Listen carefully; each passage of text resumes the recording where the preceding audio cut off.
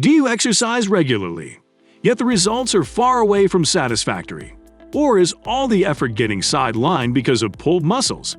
Not to forget, muscle pain leaves you wide awake at night. Oh, we do not intend to freak you out or motivate you to stop working out and go curl up in your blanket binge-watching instead. I intend to shed some light on something you might be overlooking. Perhaps the problem does not lie with exercising. Maybe it is more about the exercising methods. Don't believe me yet?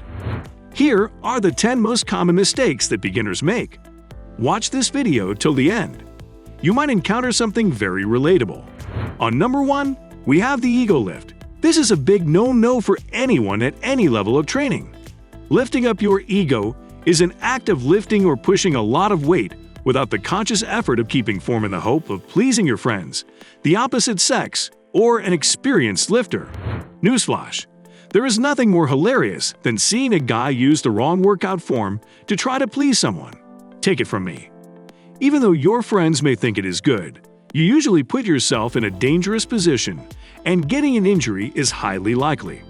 So don't give in to that ego. On number 2, we have the notorious hygiene lack. A gym is a place where hundreds of people visit per day, sweat, and share the same place and equipment. This makes the gym an excellent party hub for a variety of germs. It is essential to make sure that you are as clean as possible. This means that if you use a machine or bench, give yourself time to clear it when you are done. When using the bathroom, wash your hands. Have some common sense. Would you like to sleep on a bench that was dripping with sweat? No? Then why not someone else? Do your part and help stop the spread of germs by taking healthcare and cleaning equipment. The last thing you want to do is get sick and miss a workout, bidding a sad farewell to your health plan. Remember that the best way to teach is by example. On number 3 comes carelessly leaving weights everywhere. All levels of coaches are guilty of this one. Not putting plates and dumbbells in the right places is the biggest pet peeve for many people.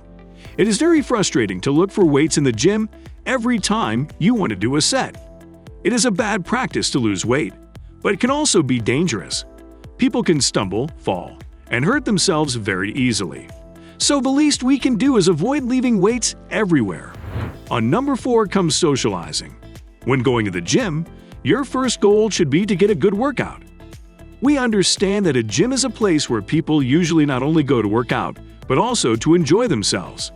However, it is essential to make sure that the fun does not take over your exercise. There is no way to focus on exercise when your mind is somewhere else. What we say to beginners is to find a friend or friends who have the same goals as you. When you are in the gym, a little talking is fine, but never gets to the point where you stop your workout or take unnecessarily long breaks disrupting your flow. Friendly jokes here and there are okay, but too much entertainment will not lead to any results. On number 5 comes neglecting collars. Free weight training is a very effective form of training and very dangerous. The reason behind both is that the weight is not on an endless plane. The weight is free to move as it pleases, so the balance game comes in. If you are new to using a barbell scale while squatting or bench pressing, it can be difficult as many beginners prefer their dominant side. This can lead to one side rising faster than the other. The weight moves towards the weaker side. This would not have been possible if you were using columns. We've seen crazy things in the gym, but nothing is scarier as much as seeing a coach lifting weights without using a collar. The last thing you want to do is put yourself in a dangerous position. Collar up the weight and lift all you want. On number 6, we have the more is better rule. The old saying "a lot is not always good" is also true for weightlifting. Lots of weight, lots of sets, lots of reps, all in vain. I strongly believe in quality over quantity. We love our fair share of volume when we hit weights, but there is always a limit. Always. All beginners should start using a full-body exercise classification and apply the top 5 sets to the major muscle groups. At this point, your repetition range should be between 8 to 12. Rest periods should not exceed 90 seconds. It may be beneficial to rest for only 60 seconds between sets, but you need to work on that. Ultimately, the amount of weight you lift should not always go up from one exercise to the next. You should be able to easily make a set using the appropriate form with similar weights for a few weeks before moving up. Never add weight for extra effort. quality is the name of the game. On number 7 comes not balancing weight training and cardio. This is where the ladies and gentlemen are separated. When young girls arrive at the gym, they usually go straight to the cardio machines. They are known as cardio bunnies. When young boys enter the gym, they go straight to the weights known as boys.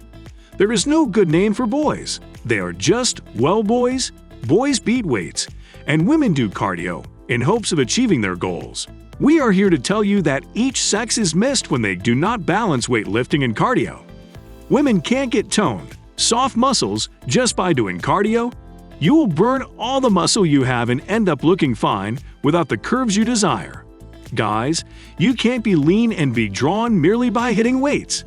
It would help if you did cardio to help dissolve some of that body fat so that women can actually see your six-packs. You should know that your heart and lungs are the most critical muscles in you. When not in shape, you will need to stand in shorter sets than you would if your cardiovascular system was in good shape. On number 8 comes having a plan. When you walk into a gym, you should always have a plan for what you will do. We advise all beginners to keep a journal and write down everything in it. They should have a workout routine. It tells you which muscle groups you will be exercising each day, a cardio program, and a log with detailed training results, including sets, reps, and weight. Beginners fall into the trap of not planning ahead, waiting until they reach the gym and do whatever they want. This leads to a lack of approach and shorter, more haphazard results. Number 9 is forgetting all about nutrition. Now, I know this article was supposed to be about the gym, but nutrition is the key to seeking desired results. Nutrition is simply 90% of the trick. You can adjust your buttocks by making an excellent exercise program using the best form and strength, but it will not go anywhere unless your nutrition is healthy. Training and nutrition are parallel.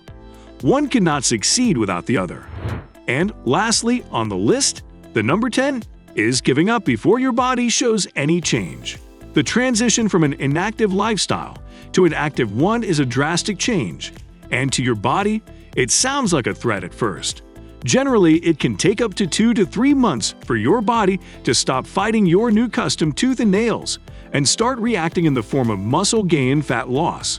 Unfortunately, most people stop after 4 to 6 weeks or sooner if they do not notice significant changes in their bodies. This is not pleasant to hear, but it is true.